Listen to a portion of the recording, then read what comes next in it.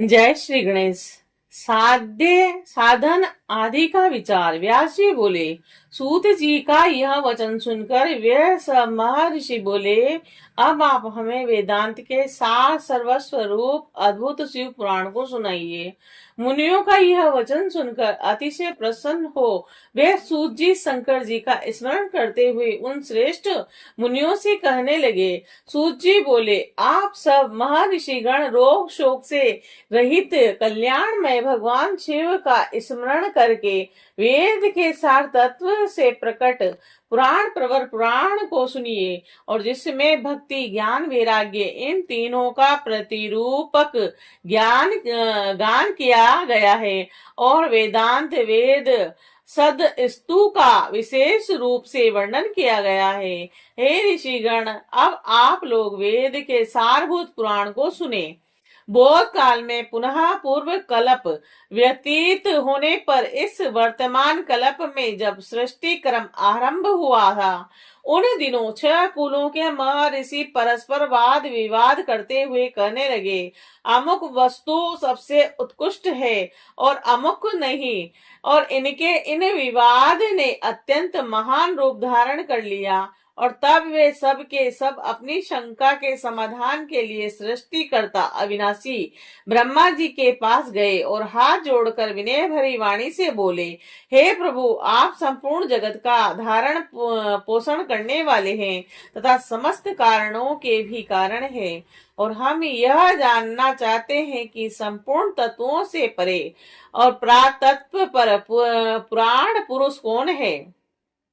ब्रह्मा जी बोले, जहां से मन सहित वाणी उन्हें न पाकर लौट आती है तथा जिनसे ब्रह्मा विष्णु रुद्र और इंद्र आदि से युक्त यह संपूर्ण जगत समस्त भूतों एवं इंद्रियों के साथ पहले प्रकट हुआ है, और वे ही यह देव महादेव सर्वज्ञ एवं संपूर्ण जगत के स्वामी हैं, और यही सबसे उत्कृष्ट हैं, और उत्तम भक्ति से ही इनका साक्षात्कार होता है।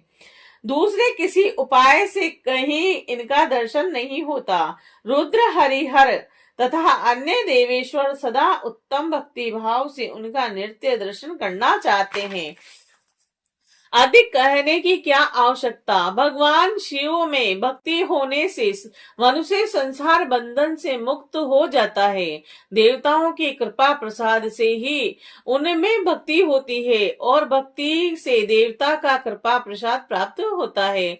और ठीक उसी तरह जैसे यहाँ अंकुर से बीज और बीज से अंकुर उत्पन्न होता है, इसीलिए हे द्विजों, आप लोग भगवान शंकर का कृपा प्रसाद प्राप्त करने के लिए भूतल पर जाकर वहां सहस्त्र वर्षों तक चलने वाले एक विशाल यज्ञ का आयोजन करें, और इन यज्ञपति भगवान शिव की ही कृपा से वेदोक्त विद्या के सारभूत साध्य साधन का ज्ञान होता है।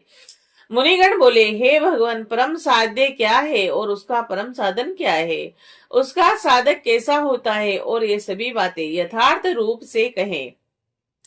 ब्रह्मा जी बोले, शिव पद की प्राप्ति ही साध्य है और उनकी सेवा ही साधन है, तथा उनके प्रसाद से जो नित्य नैमित्तिक आदि फलों की ओर से निस्पृह होता है वही साधक है। वेदोक्त कर्म का अनुष्ठान करके उसके महान फल को भगवान शिव के चरणों में समर्पित कर देना ही परम परमेश्वर पद की प्राप्ति है, और वही सालोक्य आदि के क्रम से प्राप्त होने वाली मुक्ति है। और उन पुरुषों की भक्ति के अनुसार उन सब को उत्कृष्ट फल की प्राप्ति होती है, और उस भक्ति के साधन अनेक प्रकार के हैं, और जिनका प्रतिपादन साक्षात महेश्वर ने किया है उसे संक्षिप्त करके मैं सारभूत साधन को बता रहा हूँ। कान से भगवान के नाम गुण और लीलाओं का श्रवण, वाणी द्वारा उसका कीर्तन तथा उनके द्वारा उनका मनन, इन तीनों को महान साधन कहा गया है। और तात्पर्य यह है कि महेश्वर का श्रवण कीर्तन और मनन करना चाहिए। यह श्रुति का वाक्य हम सबके लिए प्राणभूत है, और संपूर्ण मनोरथों की सिद्धियों में लगे हुए आप लोग इसी साधन से परम साध्य को प्राप्त हो।